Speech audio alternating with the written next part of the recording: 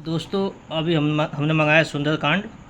तो आइए मैं इसमें आपको सुंदरकांड की कुछ चौपाइयाँ सुनाता हूँ। आप भी सुंदरकांड का आनंद लीजिए। इसमें संपूर्ण सुंदरकांड, हनुमान चालीसा, हनुमान अष्टकम की व्याख्या सहित फलदायी पावन पाठ है। ये गोस्वामी तुलसीदास द्वारा लिखी गई है ये। तो आइए सुंदरकांड की आपको कुछ चौपाइयाँ सुनाता हूँ। पहले अब ये देखिए, पहले पृष्ठ पे सुंदरकांड एक भक्त की भव्य विजय का अध्याय है, जो अपने इष्ट प्रभु श्री राम की कृपा और अपनी इच्छा शक्ति के बल पर अति विस्तृत समुद्र तक को लांघने का चमत्कार कर सकता है। इसमें जीवन की सफलता के महत्वपूर्ण सूत्र भी दिए गए हैं। इसी कारण रामचरितमानस के इस अध्याय को न केवल सुंदरकांड का नाम दिया गया, बल्कि इसे अत्यंत श्रेष्ठ भी माना गया है। ये सुंदरकांड तुलसीदास द्वारा लेख है। मैं आपको इसकी चौपाई बताता हूँ। ये देखिए, सुंदरकांड स्टार्ट करने से पहले हम ये देखते हैं। सनु 10 कंठ कहूँ पनरोपी, विमुख राम त्राता नहीं कोपी, शंकर सहन विष्णु अज तोही, सकही ना राखी राम कर द्रोही। इसका अर्थात है, सुनो हे रावण, मैं प्रतिज्ञा पूर्वक कहता हूँ कि श्री राम जी के विमुख होने वाले प्राणी की रक्षा करने वाला ब्रह्मांड में कोई भी नहीं है। यानी जो श्री राम से वैर करता है, उसको बचाने वाला इस ब्रह्मांड में कोई नहीं है। हजारों शंकर, विष्णु और ब्रह्मा आदि भी मिलकर श्री राम से द्रोह करके तुम्हारी रक्षा नहीं कर सकते। कहने का तात्पर्य यह है कि अगर रावण ने श्री राम से बैर किया था, तो उसको इस ब्रह्मांड में ब्रह्मा, शंकर, विष्णु कोई नहीं बचा सकता। चलिए आगे देखते हैं। ये देखिए कितनी प्यारी राम जी की फोटो। जय श्री राम।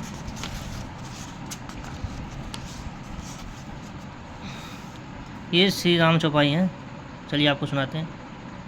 जामवंत के बचन सुहाए, सुनी हनुमंत हृदय अति भाए, तब लागी मोही पद खेहु तुम भाई, सही दुख कदन मूल फल खाई, कंद मूल खाई।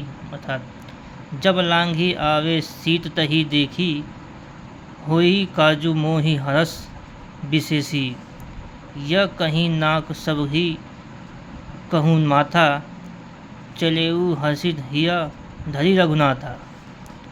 सिंधु तीर एक भूधर सुंदर, कौतुक कुदी चढ़ेऊ ता ऊपर, बार बार रघुवीर संभारी, तदकेऊ पवन तयन बल भारी, जेहि गिरि चरण दे हनुमंता, चले सोगा पाताल तुरंता। जीमी अमोघ रघुपति करवाना, एहि भांति चलेऊ हनुमाना, जल निधि रघुपति दूत बिचारी, ते मेनाक होई समहारी। शब्दार्थ इसका अर्थ है, जामवंत के सुंदर वचन हनुमान जी के हृदय को बहुत ही अच्छे लगे। वे बोले, हे भाई, तुम लोग दुख सहकर कंद मूल फल खाकर तब तक मेरी राह देखना, जब तक मैं सीता जी को देखकर ना लौट आऊं। यह कार्य अवश्य पूर्ण होगा, क्योंकि मुझे बहुत ही हर्ष हो रहा है। यह कहते हुए सबको शीश झुकाकर तथा हृदय में श्री रघुनाथ को धारण करके हनुमान जी हर्षित होकर वहाँ से चल पड़े। समुद्र के तट पर एक सुंदर पर्वत था। हनुमान जी खेल ही खेल में कूदकर उसके ऊपर चढ़े और बारंबार श्री राम का स्मरण करते हुए उस पर से बड़े वेग से उछले। हनुमान जी जिस पर्वत पर पैर रखकर चले, वह तुरंत ही पाताल में समा गया। श्री रघुनाथ जी का अमोघ बाण जिस प्रकार चलता है, उसी प्रकार हनुमान जी तीव्र वेग से चले। समुद्र ने हनुमान जी को श्री रघुनाथ जी का दूत समझकर मैनाक पर्वत से कहा कि मैनाक तू इनकी थकान दूर करने वाला बन जा। हनुमान ते ही परसा कर पूनी किन्हीं प्रणाम, राम काजु किन वीनु मोहि कहाँ विश्राम। इसका मतलब है हनुमान जी ने मैनाक पर्वत को हाथ से छूकर प्रणाम किया और कहा, भाई मैं श्री रामचंद्र का काम किए बिना विश्राम कहाँ।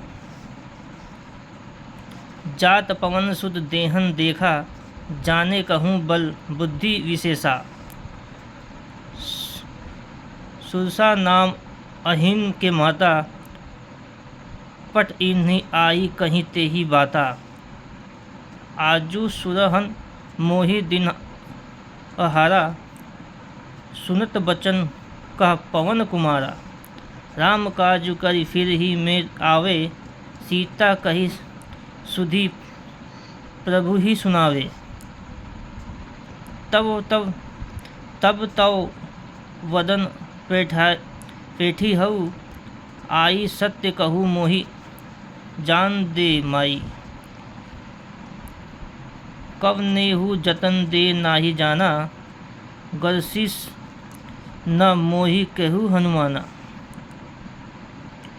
जो जन भरी तेहि बदनु पसारा, कपि तनु किन दुगनु विस्तारा।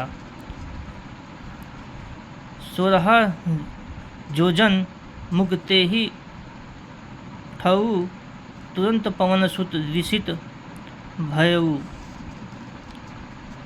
जस जस सुरसा बदनु बढ़ावा, तासु दनु दून कपि रूप दिखावा।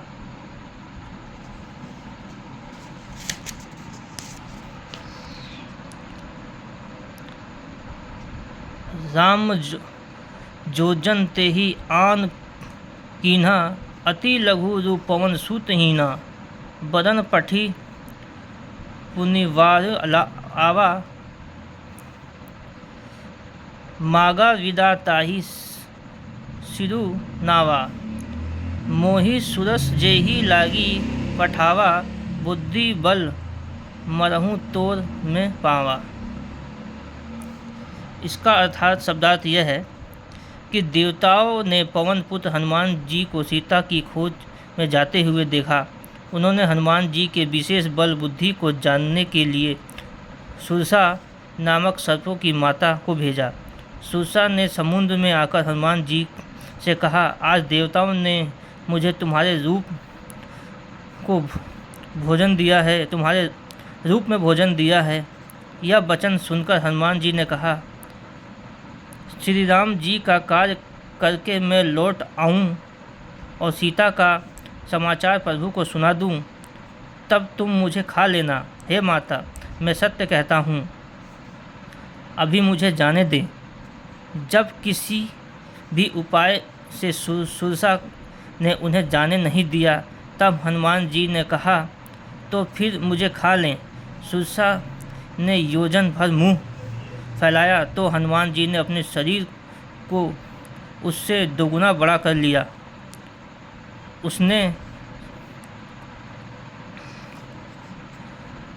16 योजन का मुख किया तो हनुमान जी ने तुरंत ही 32 योजन के हो गए। सुरसा मुख का विस्तार जैसे जैसे बढ़ाती थी, हनुमान जी उसका दोगुना अब बड़ा शरीर कर लेते थे। उसने 100 योजन मुख किया तो हनुमान जी बहुत ही छोटा रूप धारण करते हुए उसके मुख में घुसकर तुरंत ही बाहर निकल आए और उसे सिर नवाकर विदा मांगने लगे।